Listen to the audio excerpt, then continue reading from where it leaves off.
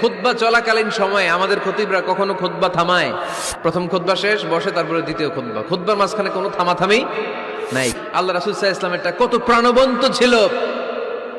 আল্লাহ রাসূল সাল্লাল্লাহু আলাইহি ওয়াসাল্লাম সোসাইটি ওরিয়েন্টেড একজন পার্সোনালিটি ছিলেন, সমাজের মানুষ কেন্দ্রিক, খুব সামাজিক ছিলেন আল্লাহ রাসূল সাল্লাল্লাহু আলাইহি ওয়াসাল্লাম। এজন্য খতিব হবে এরকম প্রাণবন্ত খতিব।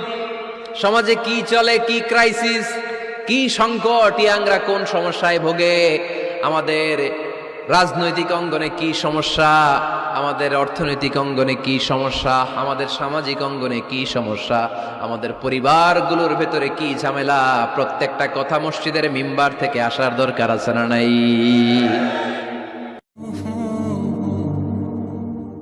আল্লাহর হাবিব সাল্লাল্লাহু আলাইহি ওয়াসাল্লাম মসজিদে নববীতে জুমার খুতবা দিচ্ছেন। খুতবা চলাকালীন সময়ে এক সাহাবী এসে মসজিদের মধ্যে বসে পড়লেন।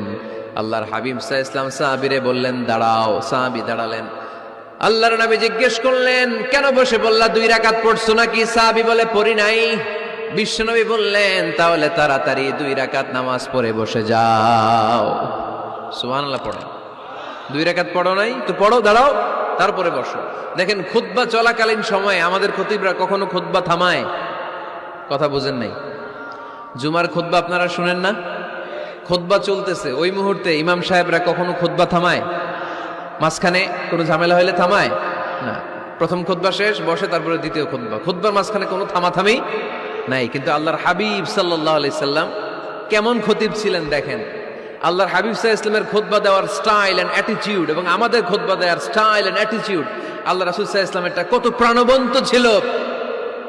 আল্লাহ রাসূল সাল্লাল্লাহু আলাইহি ওয়াসাল্লাম সোসাইটি ওরিয়েন্টেড একজন পার্সোনালিটি ছিলেন, সমাজের মানুষ কেন্দ্রিক, খুব সামাজিক ছিলেন আল্লাহ রাসূল সাল্লাল্লাহু আলাইহি ওয়াসাল্লাম। তিনি দেখলেন একজন বসে পড়ছে, উনি খুতবা থামায় দিলেন।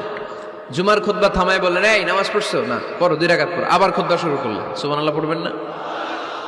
একবার তিনি খুতবা দিচ্ছেন, দেখলেন আল্লাহ রাসূল সাল্লাল্লাহু আলাইহি ওয়াসাল্লামের 2 জন নাতি হাসান আর হুসাইন রাদিয়াল্লাহু তাআলা আনহুমা, ছোট্ট মানুষ, একজন এদিকে দৌড় দেয়, আরেকজন ওদিকে দৌড় দেয়। আল্লাহর হাবিব সাল্লাল্লাহু আলাইহি ওয়াসাল্লাম খুতবা থামিয়ে দিলেন। মিম্বার থেকে নেমে আসলেন, 2 নাতিকে 2 হাতে ধরলেন, ধরে আস্তে করে জান্নাতের এই 2 সর্দারকে নিয়ে মিম্বারের উপরে দাঁড়ালেন। এই হাতে এই নাতি, ওই হাতে আরেক নাতি। এরপর দাঁড়িয়ে দাঁড়িয়ে তিনি বাকি খুতবা দিলেন। পড়েন সুবহানাল্লাহ। কত প্রাণবন্ত খুতবা। উনিও খুতবা দিতেন, আমরাও খুতবা দেই। আল্লাহর হাবিব সাল্লাল্লাহু আলাইহি ওয়াসাল্লাম খুতবা দিচ্ছেন।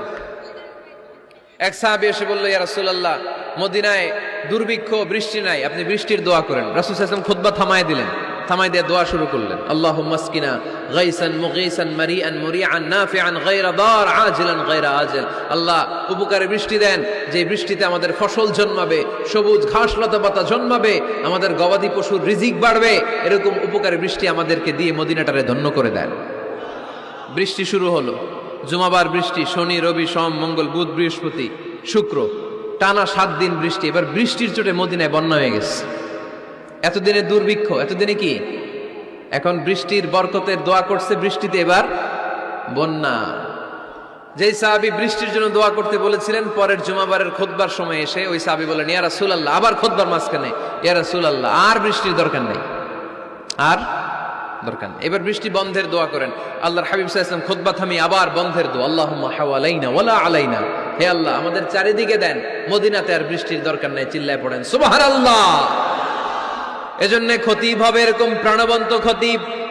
সমাজে কি চলে, কি ক্রাইসিস, কি সংকট, ইয়াংরা কোন সমস্যায় ভোগে, আমাদের রাজনৈতিক অঙ্গনে কি সমস্যা, আমাদের অর্থনৈতিক অঙ্গনে কি সমস্যা, আমাদের সামাজিক অঙ্গনে কি সমস্যা, আমাদের পরিবারগুলোর ভেতরে কি ঝামেলা, প্রত্যেকটা কথা মসজিদের মিম্বার থেকে আসার দরকার আছে না নাই?